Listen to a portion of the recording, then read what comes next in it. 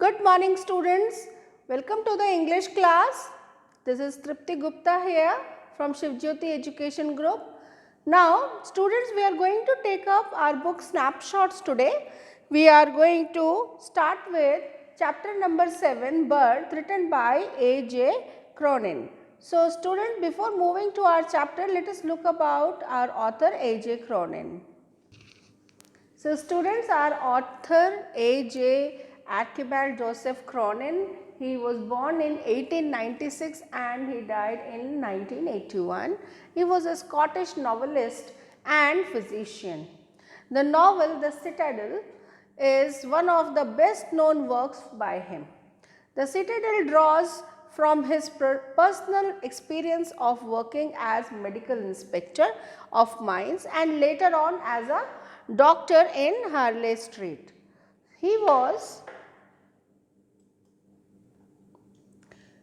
He has written this chapter Birth is basically an expert from the Citadel. His other well known works include The Stars Look Down, The Hatter's Castle, The Keys of the Kingdom, Country Doctor, etc. So, in this manner, this was about our author A.J. Cronin. So, now students, let us move to our chapter, that is the story Birth. Now, this story is about a newly out medical practitioner, a doctor. So, let us look into our story. So, students, our story, we have a prologue here, let us go through it. In this expert from the Citadel, Andrew Manson is our protagonist here, okay, and he is a newly out of medical school. That means he has newly acquired his degree from a medical college and now he has just started his practice, okay. He has just begun his medical practice as an assistant to Dr. Edward Page in the same Welsh mining town of Blenheim. He has been now working as an assistant. Okay. So, as he is returning from the disappointing evening with Christine, the girl he loves, he is met by Joe Morgan. Now, Joe Morgan is another character here in our story Joe Morgan and his wife. They have been married nearly 20 years, are expecting their first child. So, Joe Morgan is basically one of the person who is resident over there and his wife is been expecting a child and this is their first child after 20 years of their marriage. Okay. So, now when our protagonist, the Dr. Andrew mentioned, he is back from that evening in which he was been into a date with Christine and the evening did not go very nice and he was been returning back with a very sad and depressed mood, okay. And the moment he reaches his premises, his house, he meets Joe Morgan over there, okay. So, now let us move ahead with our story here.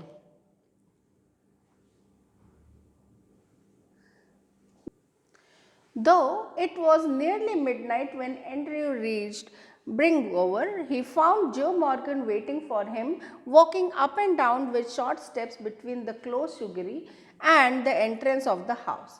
At the sight of him, the burly driller's face expressed relief. So, what he found there when he entered his house, he found that Joe Morgan was been pacing up and down, he was been walking in a very tense mode and when he found Andrew mentioned to be back, he was quite relaxed to see the doctor. Oh, doctor, I am glad to see you. I have been back and forward here this last hour. The Mrs. wants you before time too. Now he was just greeting doctor, and he was telling about that my wife is, she needs your expertise, and it's the time, probably it's the time for delivery, and it has been before the scheduled date. So, she needs you badly. Okay. So, for that reason he was been here waiting for last 1 hour.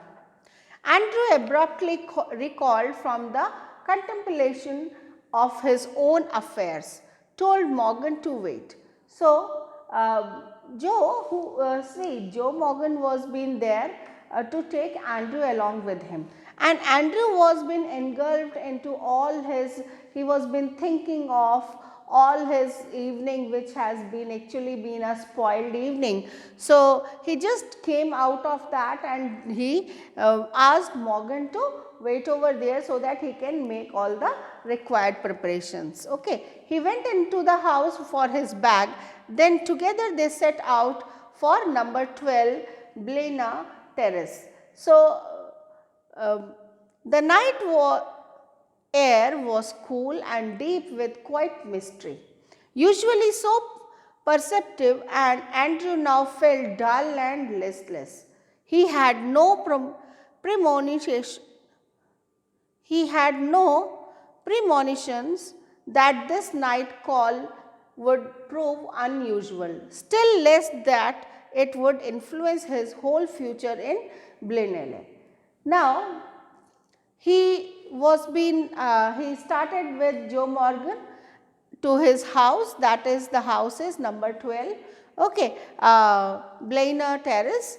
Now, the night was been very cold, it was been deep, mysterious night, and he was been just, he did not guessed that probably this night would be a turning point. It will prove to be a very unusual thing which is going to be there in his future, and he was also not expecting anything of such kind to be happening in that night, which will change all his lifetime, and it will turn to be a very like lifetime event for his memories. Okay. So, as he was been moving further, he was been the two men, they were been walking, okay, in silence until they reached the door of number 12. Then Joe drew up short. I will not come in, he said, and his voice showed signs of the strain. But man, I know you will do well for us. So, Joe Morgan and Andrew, they both reached the door, and Andrew, as he was been moving inside, Joe said that you just please move further, and I will be staying here outside the house itself, because, and he just made him to understand that, see, I have complete trust on you, and I know that you will do the best possible thing which could be done for us, and you will prove to be a boon to us, and you will prove like an angel to us. So, he had full confidence on Andrew. Now, with this Andrew went inside, and inside what he found was that a narrow stair led up to a small bedroom, clean but properly furnished and lit only by an oil lamp. Here, Mrs. Morgan's mother, a tall grey-haired woman in nearly 70, and the stout elderly midwife waited beside the patient, watching Andrew's expression as he moved about the room. So, when he went inside, there was a staircase, and finally that staircase he moved through that staircase, and he upstairs he went inside a bedroom where Joe Morgan's wife was been there, and she was been accompanied by Joe Morgan's mother. Okay, and she was a tall lady, thin, grey haired.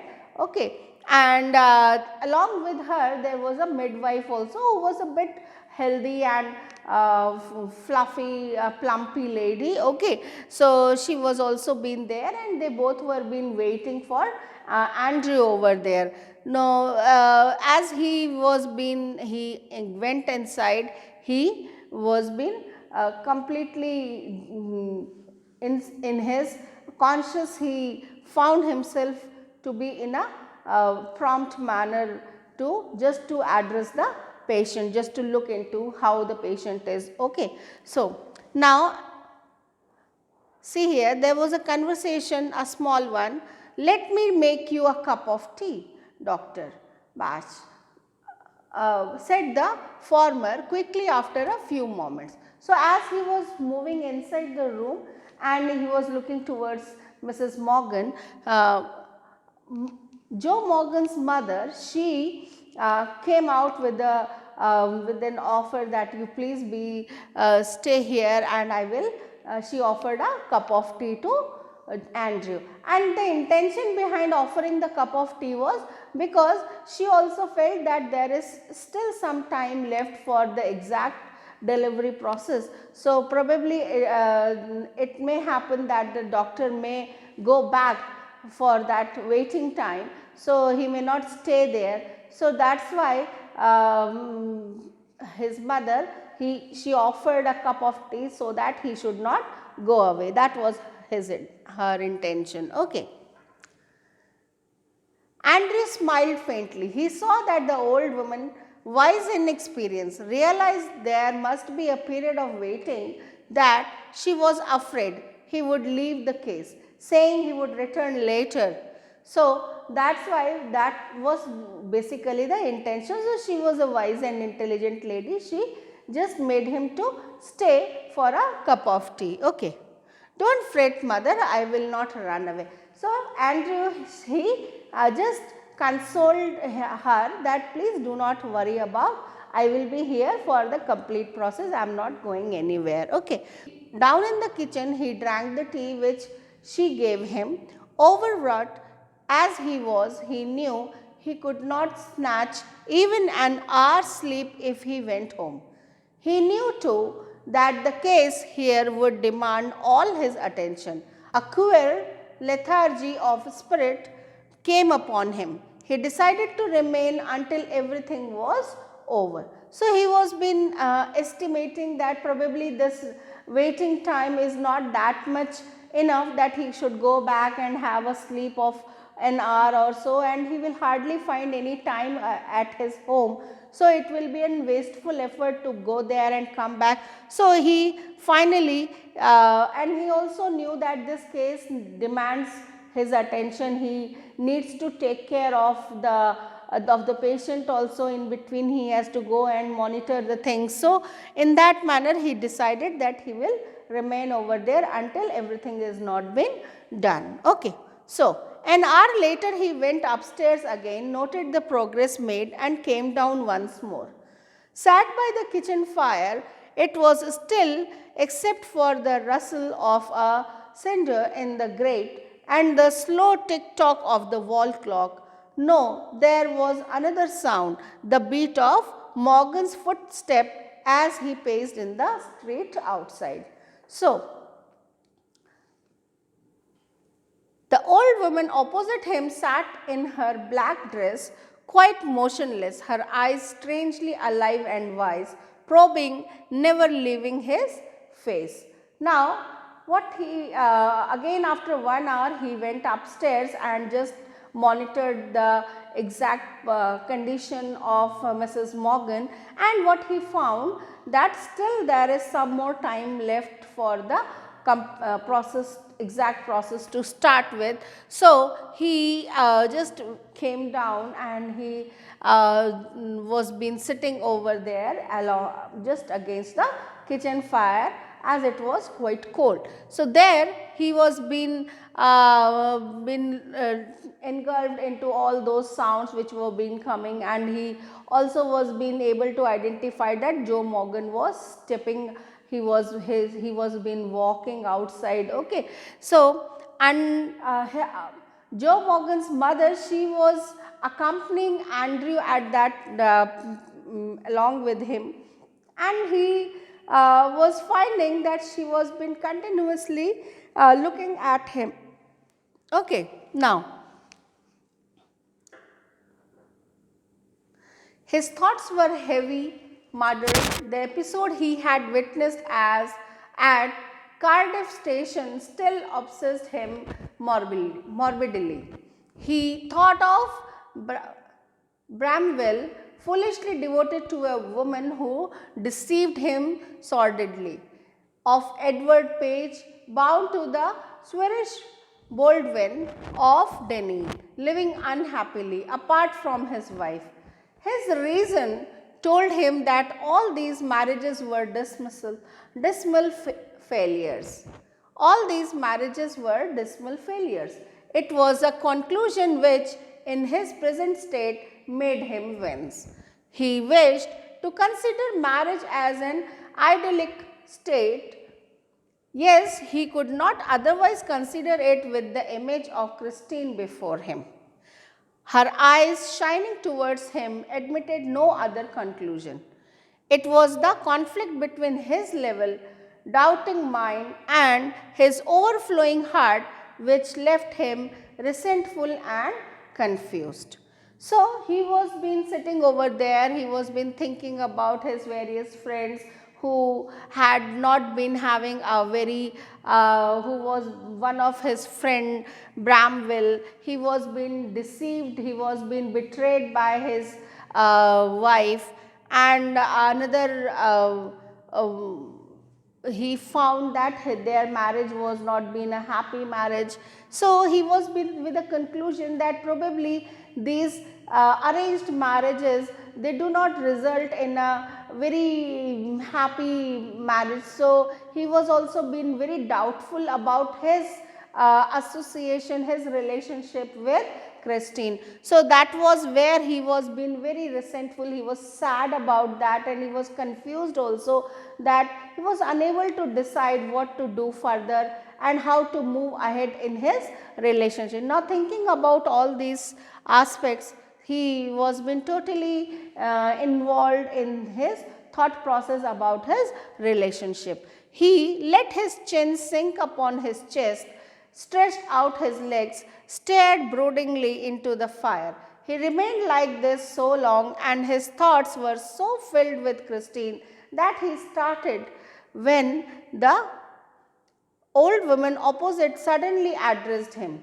Her meditation had pursued a different course. Now, so he was being he placed his head down, and his chin was been against his chest, and then he was been staring, he was continuously looking at the fire against him, and then he was been totally thinking about Christine all over, and how his relation would be, and the future prospects of his relationship. So, he was been thinking about all these things, and meanwhile he was been just was been surprised by the with the conversation as he was being addressed by Joe Morgan's mother. Okay. Now, what she was been talking about is that Suzanne said not to give her chloroform if it would harm the baby. She is awful set upon this child, Dr. Bash. So, she was been telling and a suggestion was been there from Suzanne. Suzanne is Mrs. Morgan, okay, and what she has been saying, that she was been sharing her apprehension regarding the chloroform. This is a basically it is an anesthetic medicine which is being given to the patient, so as to make it unconscious. Okay. So, in that case she was been apprehensive about the effect of that anesthetic medicine on the baby. So, since this baby was been their first baby, and then too after so long period of marriage, after 20 years of marriage, so they were being very anxious and apprehensive about the birth and about the health of the child. Okay. Her old eyes warmed at a sudden thought. She added in a low tone, "Oh, we all are, I fancy." So, basically this was her idea also, that somehow if it is possible to avoid that anesthetic medicine if it can affect badly on the child's health. Okay. So, he collected himself from with an effort. It won't do any harm, the anesthetic. He said kindly, they will be all right. So, he just assured Mrs. Morgan, mother, Joe's mother, and what he said that you don't worry about, this is just an anesthetic medicine and it won't be harmful for the baby, don't worry about, they both will be all right. Okay, so he was assuring the lady. Here the nurse voice was heard calling from the top landing. Andrew glanced at the clock, which now showed 3:30. He rose and went up to the bedroom. He perceived that he might now begin his work. So, with the call from the midwife from the upstairs bedroom, Joe Morgan, he just looked at the time and it was somewhere around 3:30 in the morning, and he just went upstairs to look how to progress further in the case. Okay. An hour elapsed. It was a long harsh struggle. Then as the first streaks of dawn strayed past the broken edges of the blind, the child was born lifeless. So, Mrs. Morgan, Suzanne, she was been struggling, Andrew also been struggling with that complete delivery case, and it was somewhere after an hour, somewhere around 4:30 in the morning. So, it was been just dawn, means there was a slight light of it was just starting, the daylight was just starting, and with that edge of that blackishness which was being removed away by that light, that the child was being born, but it was a stillbirth. The child was not it was not moving, it was not having life, it was a stillbirth. Okay. Now, as he gazed at the still form, a shiver of horror passed over Andrew. After all that he had promised, his face heated with his own exertion. Chilled suddenly, he hesitated, torn between his desire to attempt to resuscitate